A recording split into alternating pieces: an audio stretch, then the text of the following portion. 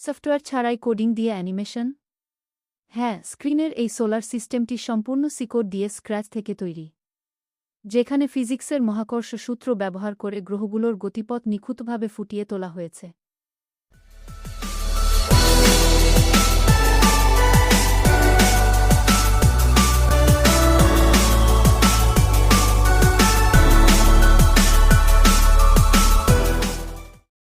স্ক্রিনে একটু আগে আমরা যে অ্যানিমেশনটা দেখতে পেলাম সেটা ছিল একটা সোলার সিস্টেমের, অর্থাৎ একটা প্ল্যানেট সূর্যকে কিভাবে অতিক্রমণ করে সেটার আমি অ্যানিমেশন দেখিয়েছি। সেটা সম্পূর্ণ সিতে করা। তো সিতে কোড করার আগে আমাদের এটার একটু বেসিক জিনিসগুলো আলোচনা করে নিই।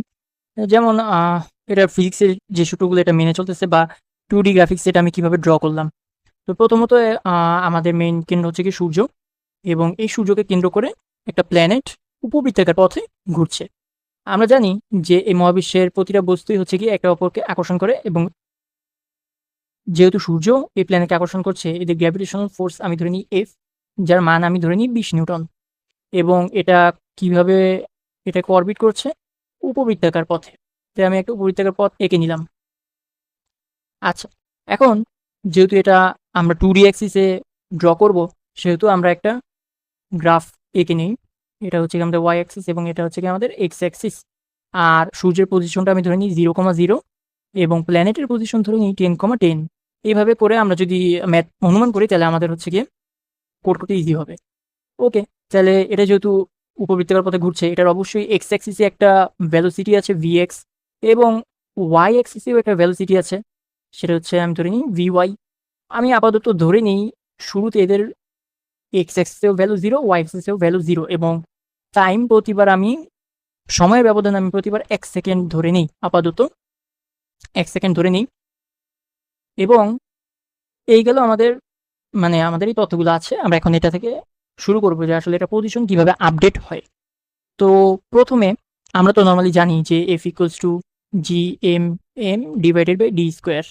এখানে ডি কি? ডি হচ্ছে কি প্ল্যানেট এবং এই সূর্যের মধ্যবর্তী দূরত্ব। আমি চাচ্ছি যে এদের ভেক্টরের মধ্যে এই ভেক্টর এবং এই ভেক্টরটার মধ্যবর্তী দূরত্ব। তো দুইটা ভেক্টরের মধ্যবর্তী দূরত্ব বের করতে হলে আমি ধরে নিই এক্স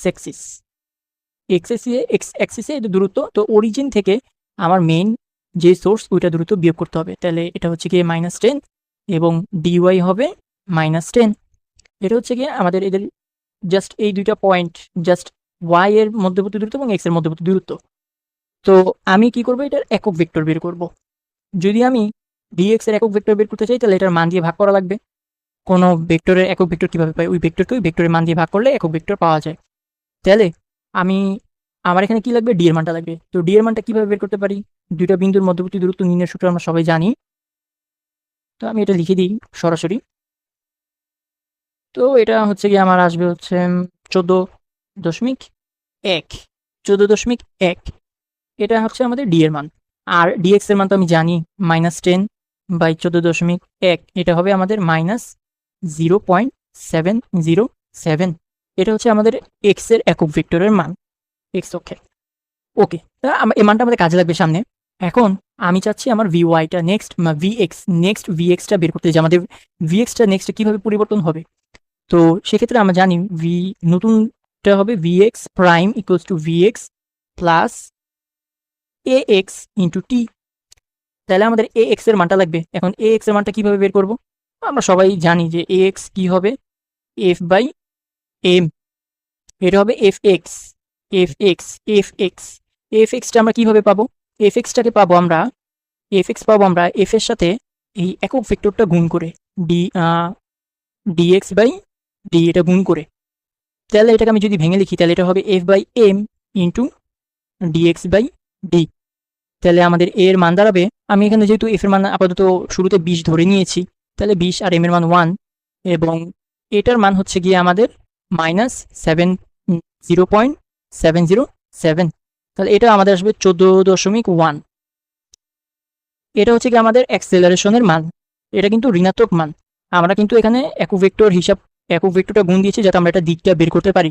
তাহলে আমাদের এক্স অ্যাক্সিস বরাবর আমাদের অ্যাক্সেলারেশন কাজ করতেছে ঋণাত্মক। মানে কি? আমাদের এই যে এই দিক বরাবর আমাদের এ কাজ করতেছে -ax, এই দিক বরাবর। ওকে, তাহলে এখন আমরা ভিএক্স প্রাইমটা বের করতে পারবো ইজিলি।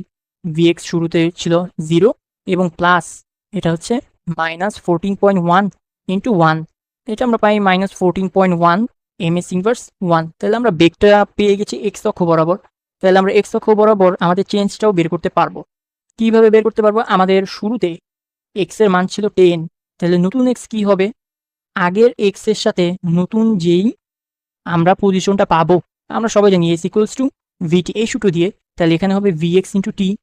তাহলে আমাদের আগে পজিশন ছিল 10, এরপরে প্লাস আর এখানে -14.1, আর টি এর মান তো 1, ওটা আমি আর আচ্ছা দেখাই দিই।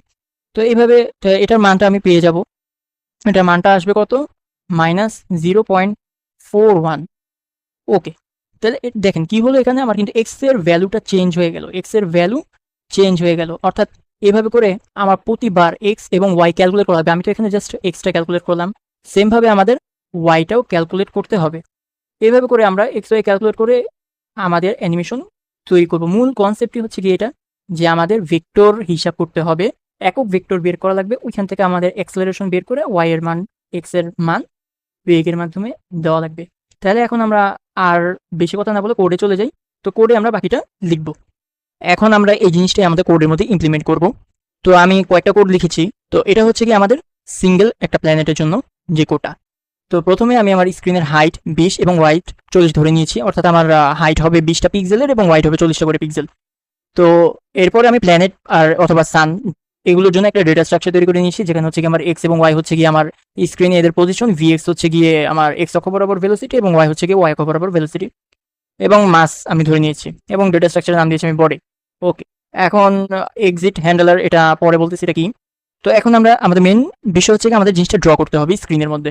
তো আমি হচ্ছে গিয়ে 2D একটা অ্যারে ডিক্লেয়ার করে নিয়েছি গ্রিড নামে, যেখানে আমার প্রথমে হচ্ছে গিয়ে হাইট দিয়েছি এবং পরবর্তীতে আমার ওয়াইট দিয়েছি আর কি। তো প্রথমে আমি করলাম কি একটা লুপ চালিয়ে আমার গ্রিডের সবগুলো প্রথমে হাইট এবং ওয়াইটের সবগুলোতেই আমি ফাঁকা স্পেস স্টোর করে নিয়েছি। তো এরপরে আমি আমার মেইন ফাংশন মধ্যে আমি আমার প্ল্যানেটটা ডিক্লেয়ার করেছি। প্রথমে বডি সান, তো এটা হচ্ছে কি সানের বডি। তো সানের কি কি প্রপার্টিস আছে, এই 20 হচ্ছে কি ওর এক্স অক্ষ বরাবর পজিশন এবং 10 হচ্ছে কি ওর ওয়াই অক্ষ বরাবর পজিশন, এবং ওর বেগ 0, যেহেতু সান স্থির থাকবে কেন্দ্রে থাকবে, তো যার কারণে ওর আমি হচ্ছে গিয়ে বেগ 0 দিয়ে দিয়েছি, এবং ওর আমি মাস দিয়েছি 500। এবং এরপর আমি প্ল্যানেটেরটা ডিফাইন করেছি। প্ল্যানেটের জন্য হচ্ছে কি আমি ধরে নিয়েছি সান থেকে প্ল্যানেটের দূরত্ব হচ্ছে কি 10, এবং এর দূরত্বটাকে আমি পজিটিভ করে নিয়েছি। এরপর আমি একটা বেগ দিয়ে দিয়েছি যে প্ল্যানেটটা এই বেগ দিয়ে যাচ্ছে আর কি, এটাও একটা ফিজিক্সের সূত্র, ওই সূত্র অনুযায়ী আমি দিয়েছি। তো এরপরে হচ্ছে কি প্ল্যানেটের প্রপার্টিস আমি ডিক্লেয়ার করেছি যে প্ল্যানেট হচ্ছে গিয়ে 30 হাই ওয়াইটে থাকবে এবং উচ্চতায় থাকবে হচ্ছে কি 10। আর প্ল্যানেটের আমার এক্স বরাবর বেগ প্রথমে 0 থাকবে, ওয়াই বরাবর বেগটা আমি যে এখান থেকে সূত্রের মাধ্যমে আমি দিয়ে দিয়েছি, এবং হচ্ছে গিয়ে আমার প্ল্যানেটের ওয়েট 10, এতটুকুই। তো এরপরে ড্রতে আমি কি করেছি, ড্রতে আমি এই ফাংশনের মধ্যে আমি আমার সানের এবং প্ল্যানেটের ইনপুট নিয়েছি ফাংশন আর্গুমেন্টে।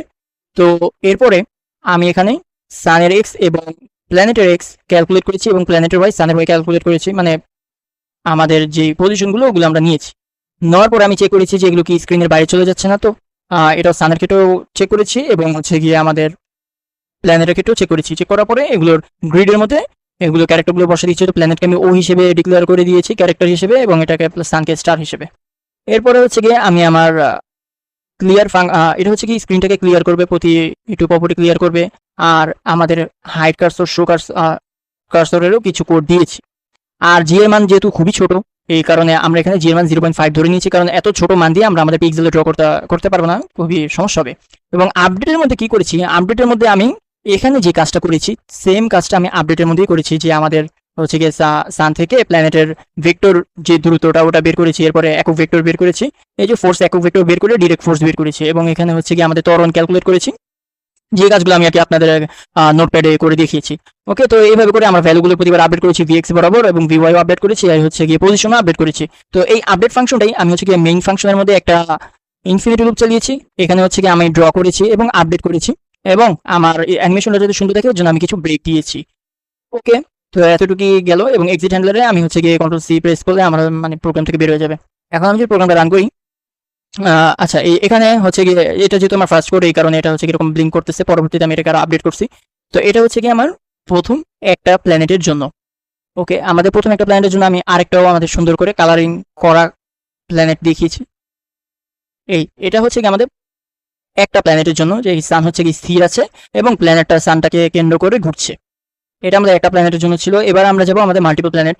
তো মাল্টিপল প্ল্যানেট আমি এখানে অ্যাড করে ফেলেছিলাম আগেই কোড করে। তো এটা আমি এখন আমার ভিএস কোডে রান করব।